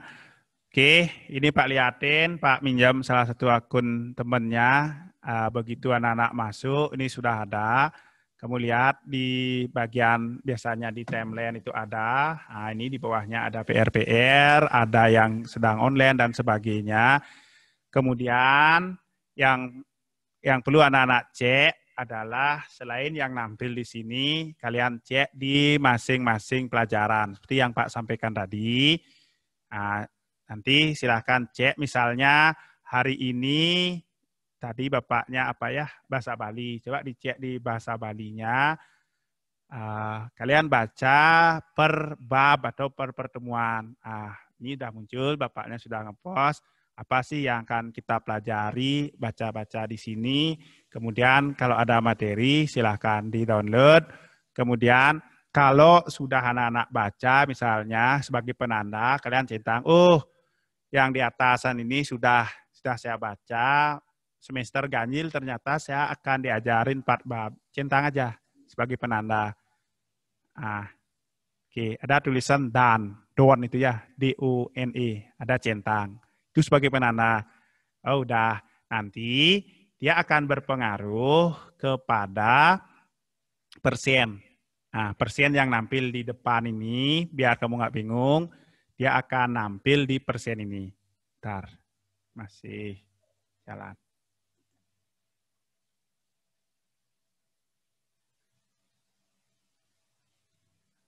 Nah ya, jadi udah muncul ya di layarmu, belum? Di depan itu ada persen-persen, itu kalian akan muncul di depannya. Ini masih loading. Nah ini, ya, inilah persennya, pastikan nanti sampai di 100% semua. Ya, nilai juga ada, caranya ngecek nilai ada di pojok kanan itu. Silahkan kalian eksplorasi, dalam artian eksplorasi, coba-coba aja klik, mau kalian pakai aplikasi Moodle itu atau langsung akses dari web sekolah tidak ada masalah. Coba-coba aja, kalau nanti ketemu jalan buntu, caranya tinggal di close, buka ulang, aman dah. Nggak akan mungkin kok rusak HP-nya gara-gara kamu salah ngeklik di e-learning.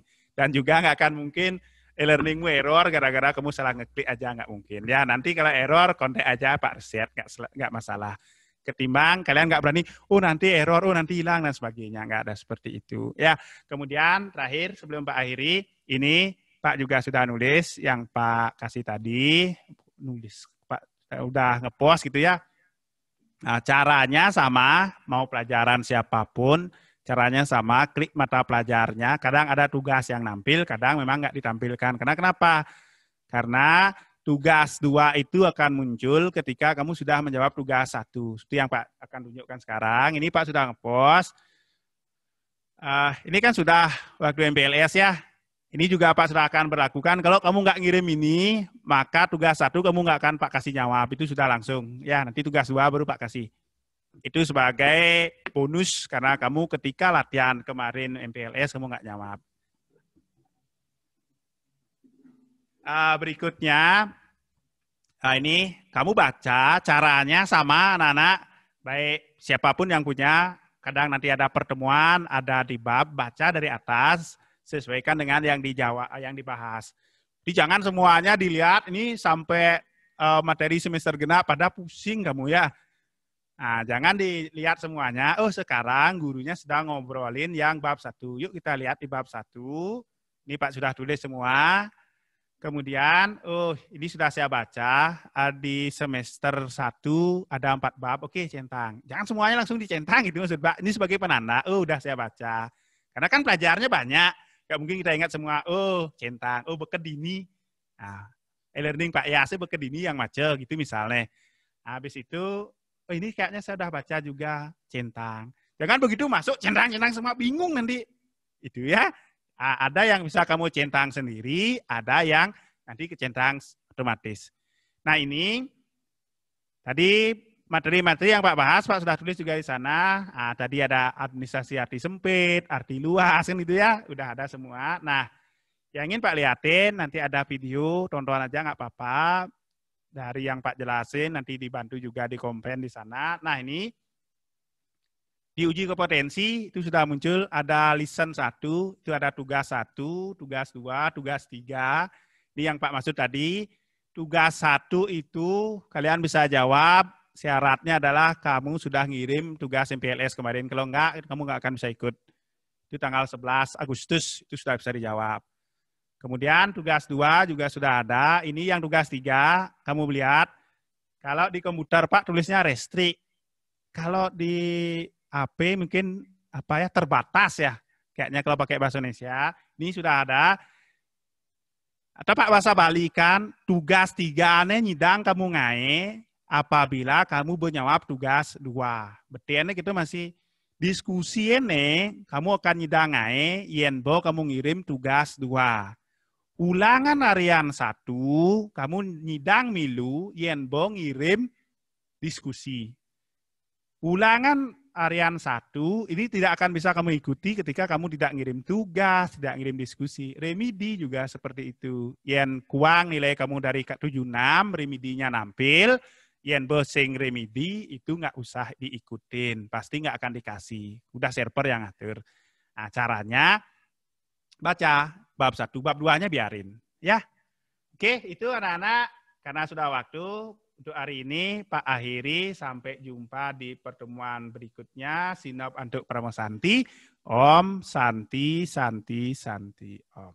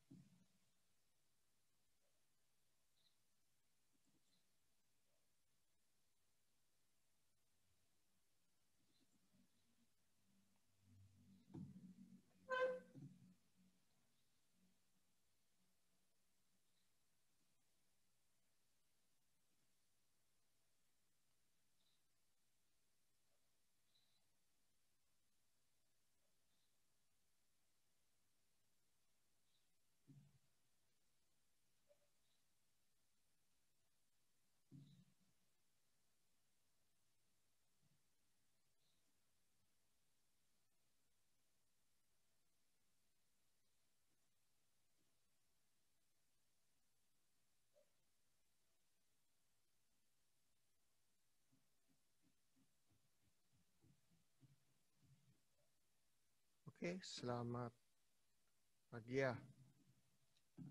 Oke.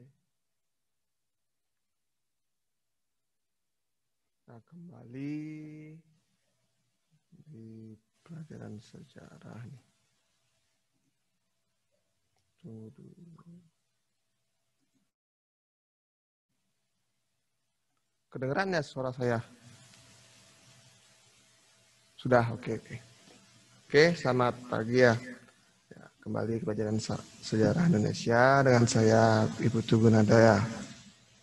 Nah, sebelum memulai pelajaran hari ini, saya buka dengan penganjali umat dahulu ya. Oke. Om Swastiastu. Nah, tunggu dulu.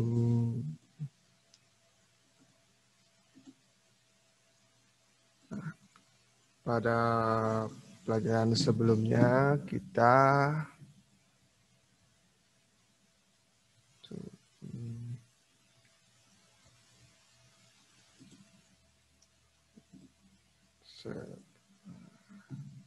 oke, dah kelihatan.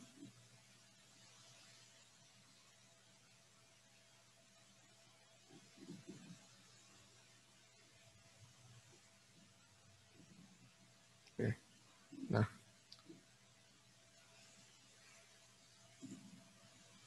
kemarin kita sudah membahas mengenai konsep dasar ilmu sejarah ya. Nah, di sini kita ada membahas tentang konsep dasar ilmu sejarah itu yang pertama ada manusia sebagai pembentuk sejarah, memahami sejarah, dan berpikir sejarah. Jadi ada 3 konsep untuk yang kemarin. Untuk yang yang terakhir kita kemarin sepertinya udah sampai di sini, manusia sebagai pembentuk sejarah. Sini manusia sebagai objek dan subjek dalam proses sejarah itu ya, pembentukan sejarah. Kemudian memahami sejarah kita sudah bahas kemarin. Ada kegunaan sejarah, pengertiannya dari menurut para ahli dalam negeri dan luar negeri. Nah, di berpikir sejarah kemarin kita sudah membahas juga ya, ada kemampuan berpikir diakronik. Nah, yang untuk yang ini kan kemarin baru judulnya saja. Nah, sekarang kita akan membahas mulai dari semua ini. Nanti kita akan membahas tentang kemampuan berpikir diakronik dalam sejarah, kemampuan berpikir sinkronik, habis itu ada kemampuan berpikir kronologis, kemampuan berpikir kausalitas, ada kemampuan berpikir generalisasi, ada kemampuan berpikir interpretasi, dan periodisasi. Nah, ya oke, kita lanjut. Nah,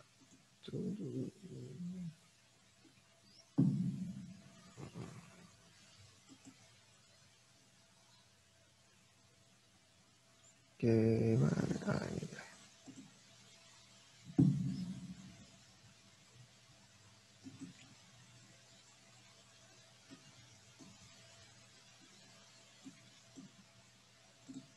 Oke, nah, jadi ini.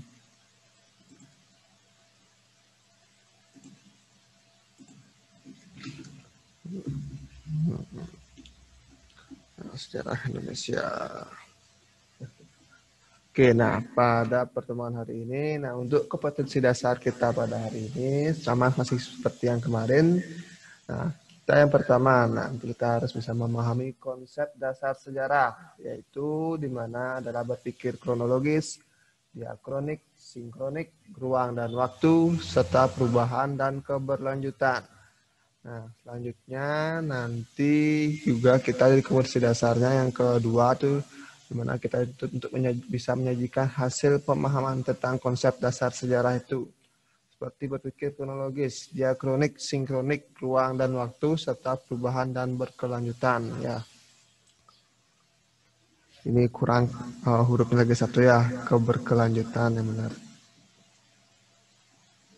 Oke, lanjut kita.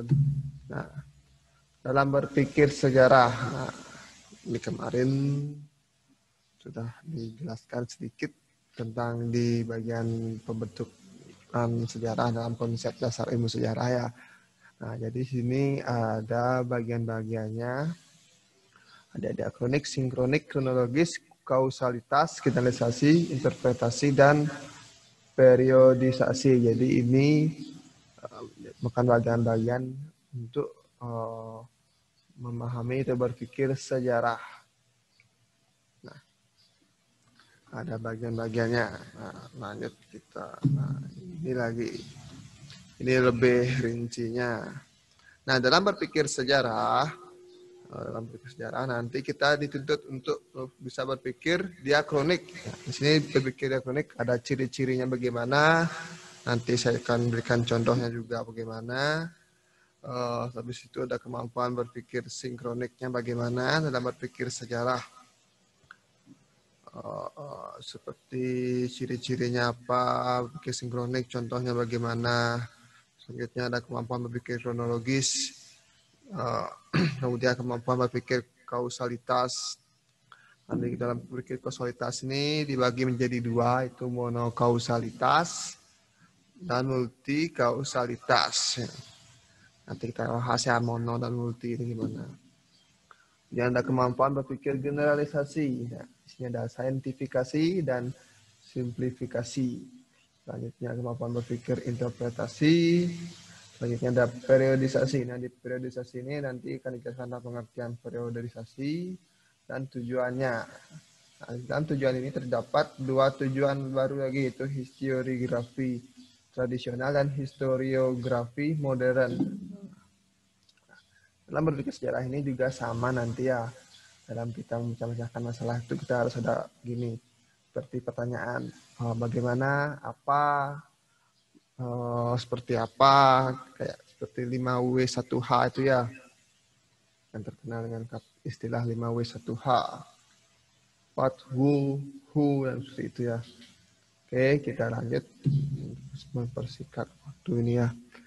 Nah, kemampuan berpikir diakronik. Nah, jadi dalam berpikir sejarah, yang pertama ada kemampuan manusia untuk berpikir diakronik. Nah, di sini menurut Galtung, diakronik yaitu merupakan dari berasal dari bahasa Yunani yang terdiri dari kata dia, yaitu pengertian itu melintasi atau melewati, dan kronos ya, yang pengertiannya perjalanan waktu. Nah, dia itu melintasi dan melewati, sedangkan kronos perjalanan waktu. Nah, jadi bisa disimpulkan arti dari diakronik itu adalah memanjang dalam waktu, tetapi terbatas dalam ruang. Sudah terbatas dalam ruang. Nah, di sini dicontohkan karya Suhartono, yaitu Pemberontakan Petani Banten 1888.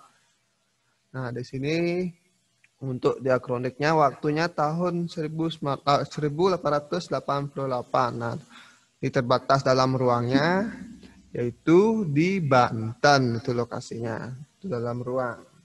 Atau ruang kemarin diistilahkan dalam bahasa Inggris yaitu spasial ya. Oke, jadi itu berpikir diakronik. Ada dua kata yang terdiri dari dia dan kronos, yang disebutkan sebagai yaitu memanjang dalam waktu tetapi terbatas dalam ruang. Nah, lanjut. Nah, kemampuan sinkronik. Ya, ada kemampuan sinkronik ya. Nah, di sini kemampuan sinkronik. Nah, jadi berpikir sinkronik dalam berpikir sejarah. Nah, sinkronik yaitu berasal dari bahasa Yunani juga sama kayak diakronik.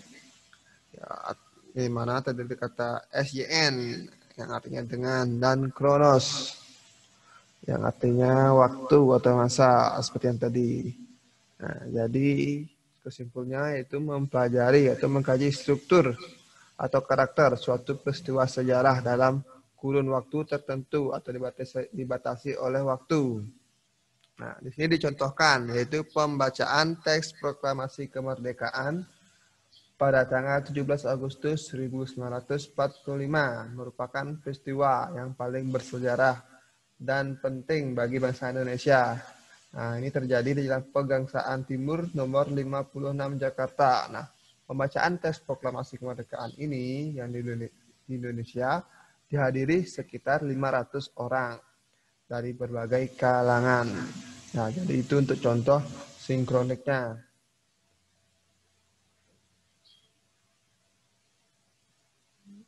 Sudah. Nah, itu untuk contoh kemampuan sinkronik, di mana pengertiannya itu suatu peristiwa sejarah dalam kurun waktu tertentu atau dibatasi oleh waktu. Oke. Nah, lanjut ada kemampuan berpikir kronologis. Nah, di sini berpikir kronologis. Ada berpikir kronologis. Nah, urutan peristiwa dalam berpikir kronologis ini adalah peristiwa sejarah yang terjadi berdasarkan urutan waktu. Peristiwa sejarah akan selalu berlangsung sesuai dengan urutan waktu, sehingga peristiwa sejarah tidak terjadi secara melompat-lompat urutan waktunya atau dikenal dengan anakronis. Ya, kronologis itu artinya waktu sejarah itu berurutan. Ya, ngerti berurutan. Nah, seperti sekarang. Nah, sebelum pelajaran sejarah ada pelajaran administrasi umum. Kan berurutan itu namanya. Nah, seperti waktu. Nah, pertama berurutan jam 8, habis jam 8, jam 9, habis jam 9, jam 10 itu urutan namanya. Jadi bukan urutan makanannya. Ini urutan waktu. Semua itu berurutan. Nah, seperti kemerdekaan Indonesia yang seperti tadi. Nah, untuk kemerdekaan Indonesia itu terjadi pada tanggal 17 Agustus 1945. Nah, sebelumnya tanggal 16 Agustus itu merupakan pencanangan atau pembuatan teks proklamasinya dan rapat-rapat oleh tokoh-tokoh untuk memproklamasikan kemerdekaan Indonesia. 16 Agustusnya, kemudian dilanjutkan tanggal 17 Agustus, kemerdekaan Indonesia, kemudian keesokan harinya terjadi rapat PPKI. Jadi itu ada urutan waktunya, tidak bisa loncat-loncat. Kalau loncat-loncat itu tidak beraturan, nah disebut dengan anakronis, ya tidak berurutan. Seperti itu. Itu udah paham kan? Jadi kemampuan kronologis itu sudah berurutan. Seperti kalian bisa lihat secara umum ya kan kita sudah mengenal Facebook. Nah, di sana ada kronologi. Nah, kronologi itu ada urutan waktunya. Nah, seperti dari jam 8 siapa yang bikin status, habis itu jam 8 lanjut lagi jam 9, jam 10, semua ada waktunya. Nah, terkadang juga di sana dapat kalian lihat urutan waktunya diacak. Itu seperti urutan waktu berita secara populernya. Mana yang populer itu yang ditampilkan dahulu oleh seperti media sosial Facebook itu. Padahal waktunya kemarin malam diberitakan, tapi baru sekarang kalian lihat. Sedangkan yang sekarang sudah di bawah ada beritanya. Nah, itu disebut dengan anakronis. Jadi itu waktunya berlompat-lompat. Sudah. Nah, di berpikir kronologis ini pengertiannya seperti itu, yaitu waktu berurutan.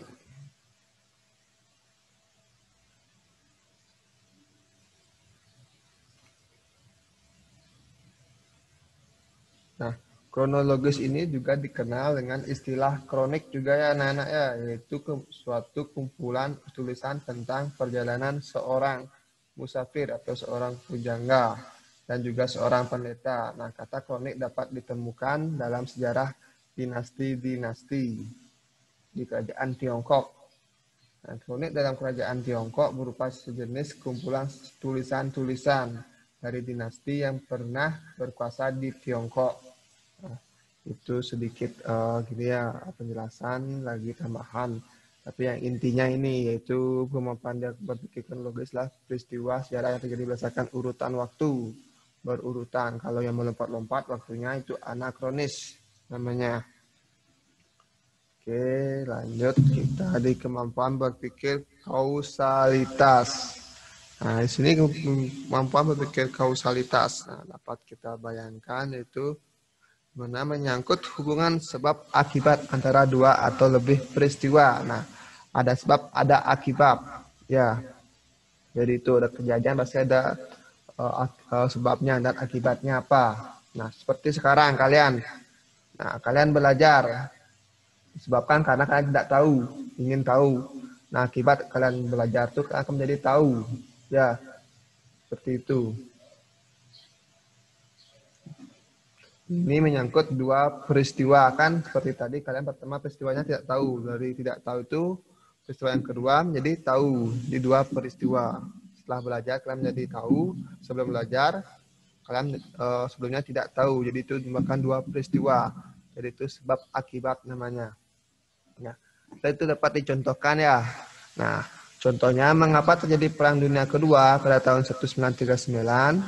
Nah, mengapa Perang Dunia Kedua ini berakhir pada tahun 1945? Nah, kedua pertanyaan ini harus dijawab dengan menguraikan penyebab-penyebabnya, ada sebab akibatnya. Nah, jadi mengapa terjadi Perang Dunia Kedua itu sudah ada penyebabnya.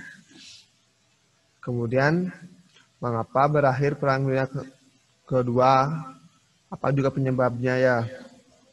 Nanti juga ada akibat-akibatnya. Nah, dari kemampuan berpikir kausalitas ini, nah terdapat dua teori kausalitas lagi, yaitu monokausalitas dan multikausalitas. Nah, di sini ada mono dan multi kata kuncinya. Kalau mono itu apa? Mono itu satu, kalau multi itu banyak ya. Nah, dalam istilah teori kausalitas itu, monokausalitas yaitu hubungan sebab akibat yang pertama kali muncul dalam ilmu sejarah, bersifat deterministik atau ketergantungan. Nah, sedangkan multikausalitas yaitu pandangan terhadap permasalahan yang mendekati dari berbagai segi atau aspek dan perspektif. Jadi didekati dari permasalahannya, didekati dengan berbagai segi atau aspek untuk menjabarkan dari teori-teori multikausalitas ini ya. Ada dua ya, teori kausalitas dan mono dan multinya. Dari sebab akibat. Nah, lanjut kita di kemampuan berpikir generalisasi. Generalisasi di sini. Nah, apa yang dapat kalian bayangkan dalam kemampuan berpikir generalisasi? Generalisasi itu apa? Generalisasi. Sini ada yang bisa membantu saya. Apa itu generalisasi? Yang bisa silakan angkat tangan ya. Nah, angkat tangan di sini langsung di zoom-nya ya, langsung klik ya. Siapa yang bisa mengertikan apa itu generalisasi? Generalisasi itu apa? Generalisasi. Ada yang bisa menjawab? Apa itu generalisasi? Generalisasi. Oke, ini ada siapa ini? Ayah Prima ya, ini coba. Coba yang ini pertama. Generalisasi itu apa? Oke. Generalisasi adalah suatu kemampuan menarik kesimpulan yang berlaku secara umum yang dihasilkan berdasarkan pengamatan dan contoh-contoh khusus dan dapat dibuktikan secara deduktif. Oke, itu yang dijelaskan sangat lengkap sekali ya. Nah, secara pokoknya aja, generalisasi itu apa? Coba yang lainnya. Coba Kadek Popi. Ini Kadek Popi. Apa Kadek Popi? Ya. Generalisasi itu Generalisasi adalah proses penalaran yang membentuk kesimpulan secara umum melalui sesuatu kejadian, hal, dan sebagainya. ya sama juga ya. Ini dijelaskan secara panjang, lebar. Secara singkat aja ya. Oke. Untuk generalisasi itu secara singkat generalisasi itulah bersifat umum ya, umum. Jadi umum. Tidak khusus lagi, generalisasi itu umum. General itu umum ya, secara singkat. Poinnya generalisasi itu umum. Nah, makanya di sini ada tulisan atau keterangan menyimpulkan dari khusus ke umum dengan tujuannya yaitu yang ini, tujuannya ada saintifikasi dan simplifikasi. Jadi generalisasi itu bersifat umum. Jadi secara umum ya. Jadi generalisasi itulah menyimpulkan dari sifatnya bersifat khusus ke umum.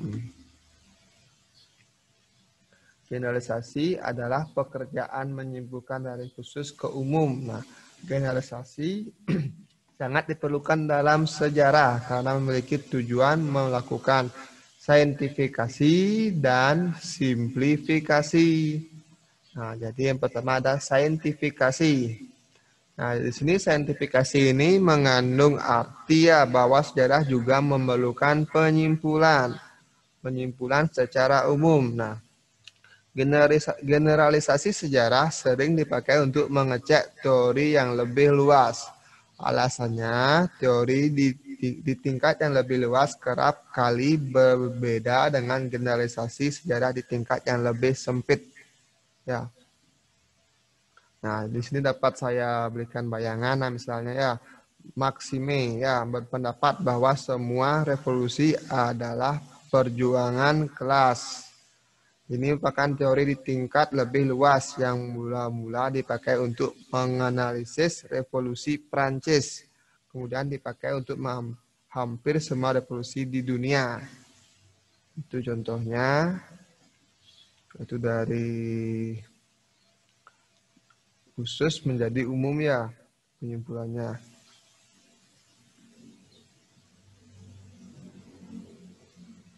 Nah, selanjutnya yang tadi itu ya lanjut tadi. Nah, berdasarkan penelitian sejarahnya, nah ternyata generalisasi yang demikian tidak benar. Nah, alasannya ada petani di suatu daerah yang melakukan hal yang sebaliknya. Mereka tidak melakukan perjuangan kelas, tetapi mereka cenderung lebih senang bersama kaum borjuis. Demikian juga dengan Revolusi Indonesia. Revolusi Indonesia bukan perjuangan kelas, tetapi gerakan oleh cita-cita nasionalisme. Jadi itu umumnya, sebelumnya bersifat khusus itu dikatakan bahwa bersifat perjuangan kelas, padahal yang sebenarnya adalah cita-cita nasionalisme. Seperti itu saintifikasinya. Kemudian ada simplifikasi. Sini ada penyederhanaan perlu bagi sejarawan dalam melakukan analisisnya. Nah, di sini simplifikasi, generalisasi bertujuan untuk simplifikasi atau penyederhanaan ya istilah lainnya. Nah, simplifikasi perlu bagi sejarawan dalam melakukan analisis. Nah, misalnya gerakan massa yang bertujuan memprotes dan menggulingkan kekuasaan suatu pemerintah. Nah, mereka ingin menggantikannya dengan pemerintah yang lebih baik yang disebut dengan revolusi. Nah, hal tersebut merupakan tahap awal dari revolusi yang kemudian diikuti rangkaian perubahan-perubahan secara cepat. Jadi mengikuti ya. Nah, contohnya ada revolusi Februari 1917 di Rusia. Itu revolusi contohnya.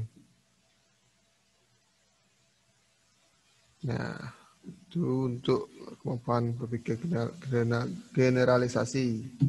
Kemudian ada kemampuan berpikir interpretasi.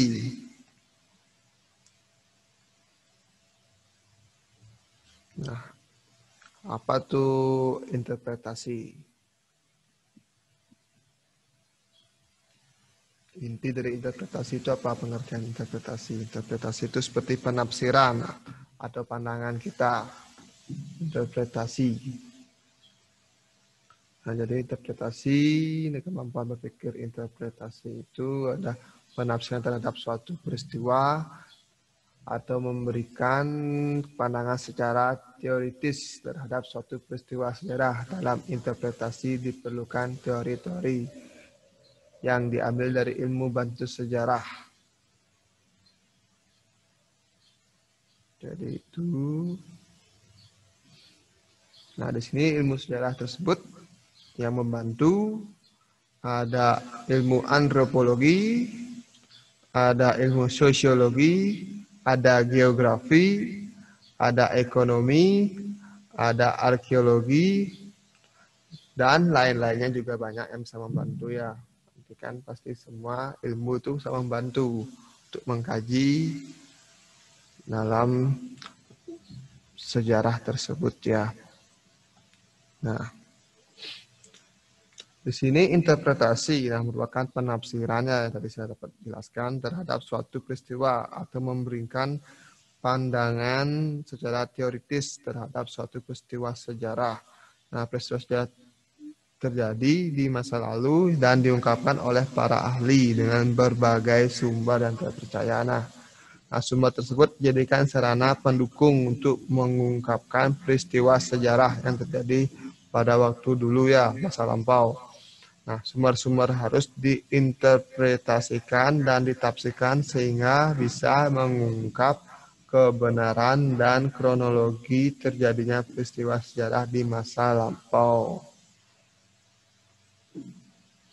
Nah, dalam melakukan interpretasinya dibantu oleh ilmu-ilmu yang tadi saya dapat jelaskan atau yang terdapat di slide ya, itu dan antropologi, ada sosiologinya, itu bagaimana hubungan antara manusia, geografi, bagaimana letaknya, di mana, gimana kondisi lokasi tersebut, wilayah tersebut, ekonomi, yaitu keadaan ekonominya bagaimana, arkeologinya itu peninggalan ada juga, dan lain-lainnya juga banyak ya. Nah, selanjutnya kita membahas tentang periodisasi. Di sini periodisasi yaitu diistilahkan juga dengan penzamanan atau pembabakan.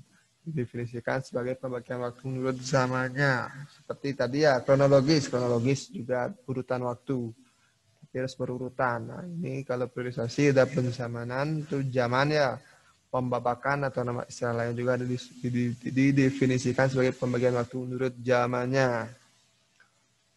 Nah, dalam priorisasi, di sini priorisasi sangat penting dalam historiografi karena merupakan batang tubuh cerita sejarah.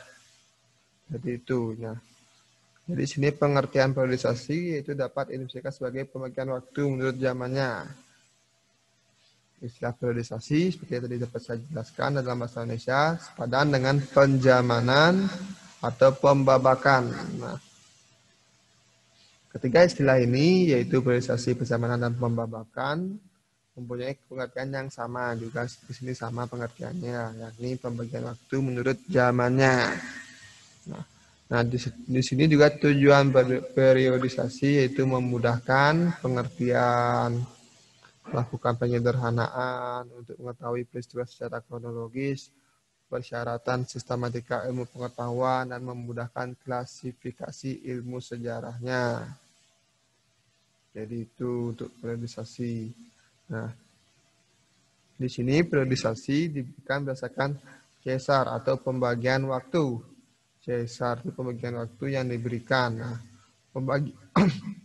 pemberian Caesar diberikan oleh para pujangga untuk historiografi tradisional dan sejarawan untuk historiografi modern. Keduanya mempunyai perbedaannya itu yang tadi saya akan sebutkan, yaitu ada historiografi tradisional, historiografi modern. Ini tulisannya berdasarkan Caesar atau pembagian waktu untuk historiografi tradisional dan historiografi modern. Caesar itu adalah pembagian waktu atau nama lainnya pembagian waktu. Caesar.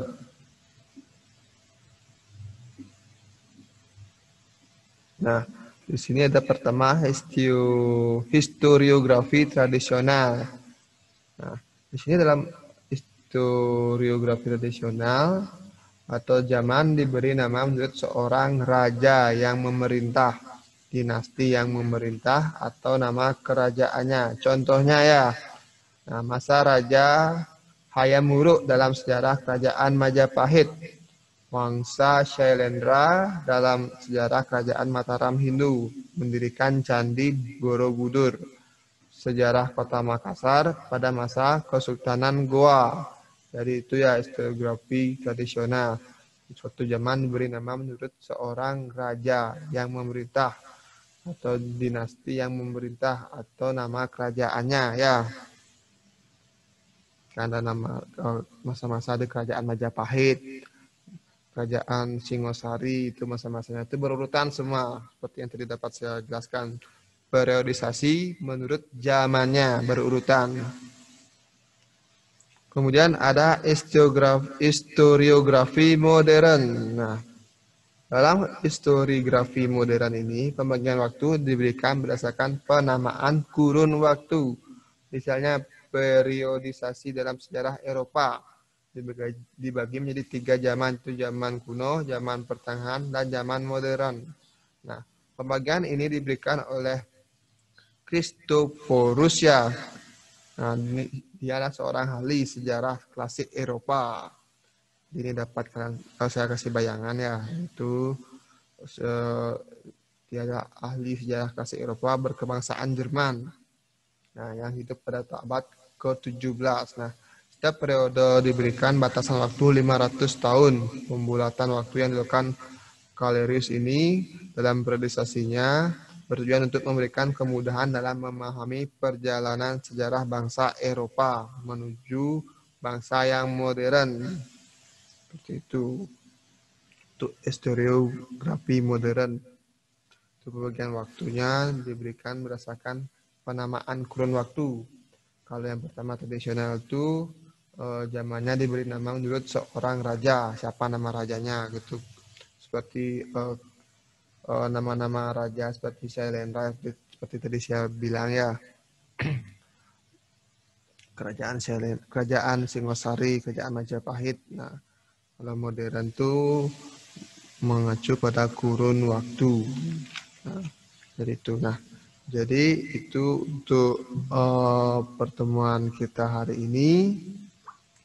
Kita sedang membahas tentang berpikir sejarah itu bagaimana ya. Ada diakronik, sinkronik, ada kronologis, ada apalagi tadi itu ada generalisasi, interpretasi, dan periodisasi. Jadi itu kita bahas pada pertemuan hari ini. Nah, karena waktu kita sudah habis, ya jadi saya tutup ya pertemuan hari ini. Saya tutup dengan Prama Santi ya. Oke. Om Santi Santi Santi. Oke, selamat pagi ya.